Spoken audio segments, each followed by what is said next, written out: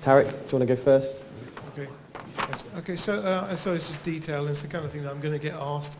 But you really kept it very unprotocolized in terms of the treatment, in terms of doses and so forth. But for the prescribing, will this stuff becoming trial specific from the pharmacy, or is it going to come?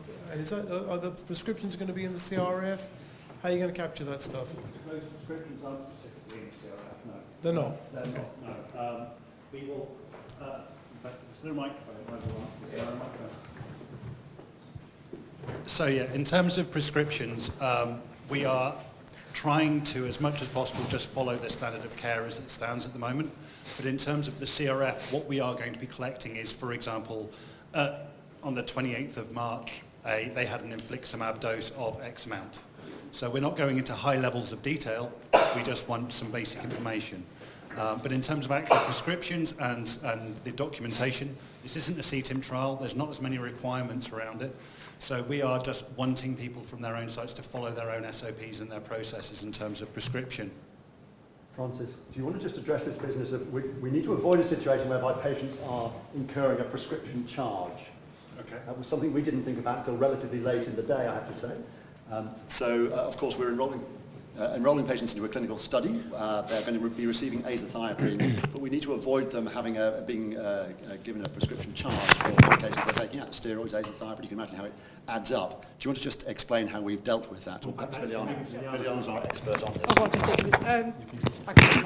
So the way how we sort of work our way around is that, so basically at the screening visit, we do sort of engage with the patient at that point, and we mentioned that this is something we are trying to do, and we are obviously get their agreement, because before you actually apply for this certificate on their behalf, you have to have the patient sort of agreement. They have to buy to it. Yeah. So what we're going to try and do is each patient is actually going to get, as part of the money that is paid to each centre, there's money in there for a prepayment certificate, and there will be forms that essentially you fill in the form, patient sends it off, and it means for the year of the study, the patient will get all of their medication, trial-specific medication, and in fact any other medication they happen to be prescribed in that year, free of charge, and that will be covered by the costs that each centre is being paid as part of the study. So it's the old NHS prepayment certificate, and that's what we're plugging into basically. Yeah. And you just have to find out a way to access that in your own system, get it paid for within your own system, so that the patient doesn't end up with a £100 bill for the prepayment certificate that your hospital trust pays for.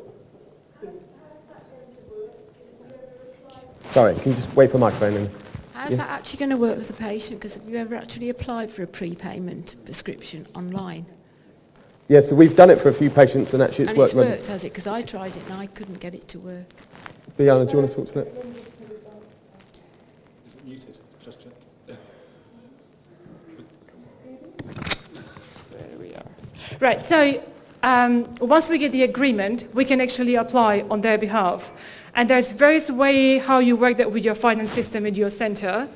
The way how we've worked it out that we use the company card that our hospital has via the finance system. So we fill all the patient details as a clinical team, and they just pay using their card, and they obviously charge us against our budget. And are you using the online application or the paper form? We're using the online because that's the quickest way. So once we apply, it takes about 3 to 4 days, and that certificate gets sent to the patient. I say it's worked for both of the patients we've put in so far pretty well. Sorry, Biljana, I'm still a bit unclear. Yes. How does the actual payment? So you fill in the certificate online, but I'm sure on that thing there's a box there that says give your credit card number. Right. So we use our procurement credit card, which is the hospital. So our hospital procurement department has a credit card number that we fill in on that. So you have to work with them somehow. Is that correct? Yes. Okay. Okay, Anjan first and then Alan. There come the holidays as well. There are EBV negative, VZV negative patients and pregnancies. How do we handle that in profile?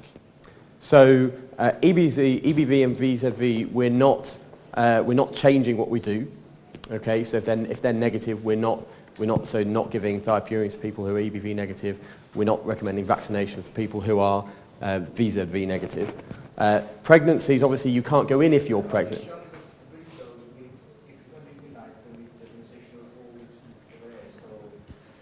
Yeah, you can't get there's not enough time to get the vaccine and come into the study, basically. So Yeah, so you could do what you do locally.